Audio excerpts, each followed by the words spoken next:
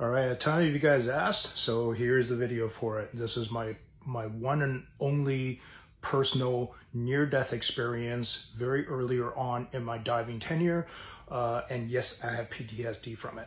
So I don't remember how many dives I had under the belt at the time, but it wasn't very much. It was probably like maybe 200 or something like that. So this is my scuba tank on my back. Between me and the tank is a personal flotation device. It's actually called a buoyancy compensator.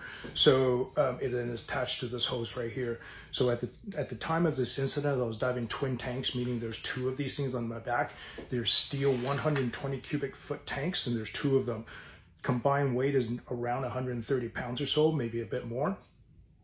I haven't even started the dive yet. I was actually just walking into the water when this happened. So this incident happened essentially at the shoreline.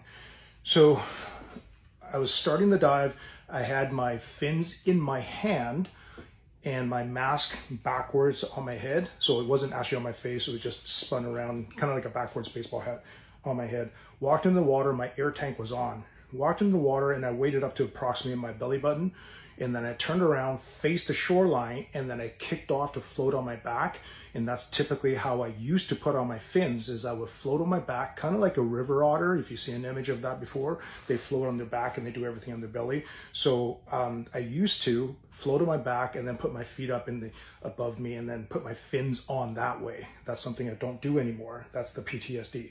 So what happened was my air tank was on. I pushed off from the shoreline, floating into the water, unbeknownst to me, because I'm an idiot. My buoyancy compensator wasn't actually inflated. So meaning that when I kicked off, I promptly just sank to the ocean floor. Now remember, I was only up to my belly button in water. And then when I kicked off, I just sank to the bottom, the ocean floor. But I'm now in approximately 5 to 6 feet of seawater with no mask on, no regulator in my mouth, and no fins, because I wasn't ready yet. I was just starting the dive, right? I wasn't even starting the dive. I was just getting kitted up. So of course, that's not a problem. I reach over to my buoyancy compensating device, press my valve to inject air into it, except unbeknownst to me at the time, this hose wasn't attached correctly, and it promptly just blew the hose off like this. It just became detached. It's no longer. So when I'm hitting this thing and it's got no air, not injecting air, I'm still laying on the ocean floor and thinking, oh, well, that's odd.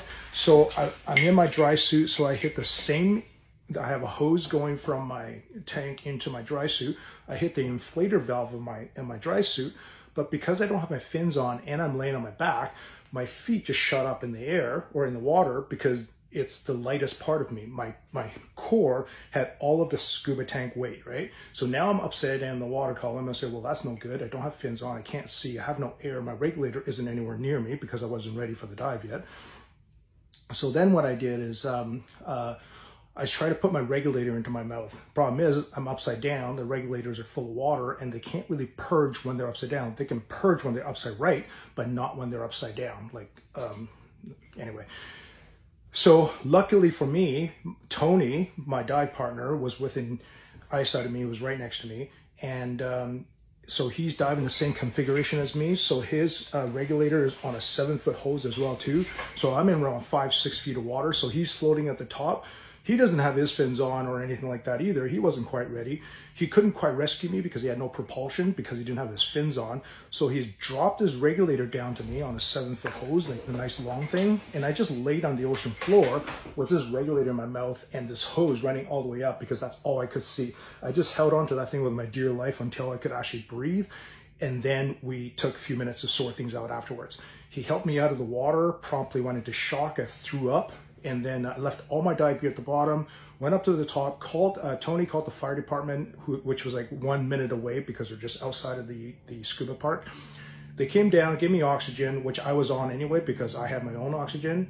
To this day, I do not float on my back to put on my fins anymore. I walk into the water, I wade in, and I put my fins on. I reach down standing and put my fins on doing that.